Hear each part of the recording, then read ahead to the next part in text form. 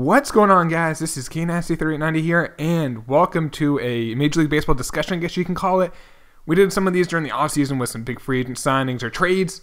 Trade deadlines coming up in about 6-7 weeks from now, and the first relatively big trade just happened tonight. The Nationals acquired Kelvin Herrera from the Kansas City Royals. Now, the Royals are rebuilding. Nationals are this may be their last year with Harper, so they really want to make sure they win. So they traded two prospects, Blake Perkins and Kelvin Gutierrez, we'll go over them in a minute, for Kelvin Herrera. Now, if you're wondering how Herrera is doing this year, he's doing quite well. A 105 ERA in 27 games, 14 saves, 25 and 2/3 innings pitched, strikeout 22, whip of .818, doing fantastic. It's limited innings. I mean, he's done 25 innings. I mean, that's like 4 starts for a starting pitcher. But for what he's done, and he's been consistently good. I know he did struggle a little bit last year. His ERA was .425 last year. As you can see here, .425. But like I said, that was how many innings? That was what? Not even 60 innings. So it can vary. He's a 2-time All-Star. Probably was going to be an All-Star this year. Now with him going to the National League, it's always a little bit more in doubt. Now he is in the last year before he is a free agent.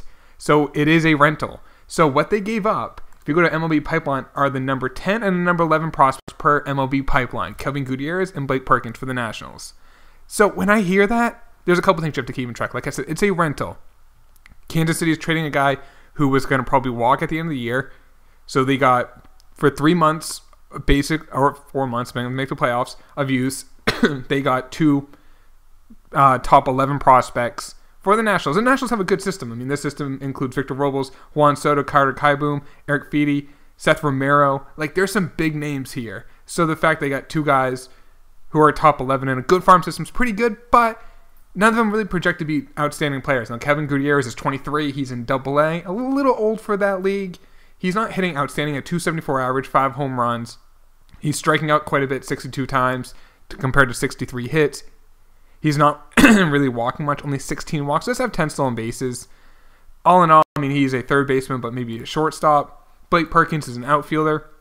He might be the one that that might have a higher ceiling. He's only 20. He's 21.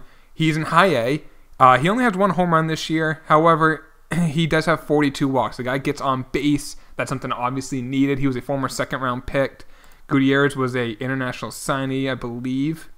I don't believe he was drafted. He was an international signee. As you can see, some of their scouting grades, he projects as above-average hitter, below-average power, above-average arm, while Blake Perkins has good run tool of 60, good fielding, can get on base. Keith Law, I went and checked out what Keith Law has for these guys as well. Now, this is an insider subscription, so this is a little free something for you guys. It costs like $60 a year to get this.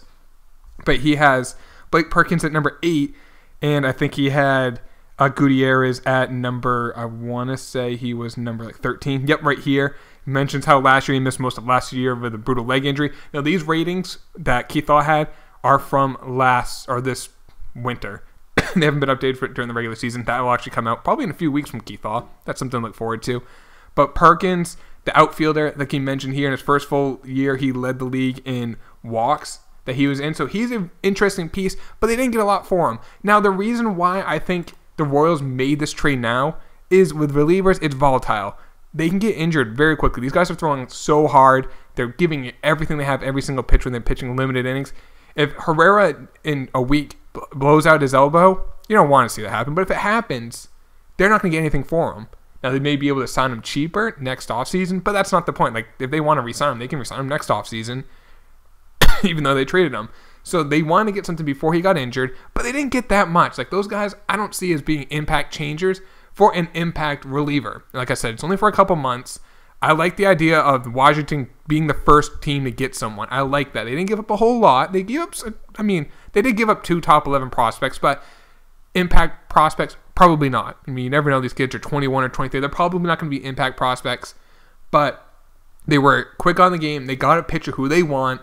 And they know this could be, I don't want to say could be their last chance at really going after that title. Scherzer's still on his prime. I mean, Strasburg has been injured this year, but you do have Murphy still hitting. You have the last year of Harper maybe. So for them to go get a reliever, I think it's smart. This is definitely a buyer's market for relievers. So if you want your team to get a reliever, this is a good year to get it. And most teams need relievers. You always need to add a little bit of bullpen help. So it's a buyer's market for that. I mean, the Padres have so many guys. They have 3 or 4 guys that they'll probably trade. Brad Hand's probably the big one there. And those will be, I mean, maybe the trade deadline season will start a little earlier because this is the first one. Especially in the American League, it is so top heavy with the Mariners, the Astros, the Red Sox, and the Yankees. Those teams are just running away with it. That the other 10, 11, I mean, you got the Indians winning their division, but barely.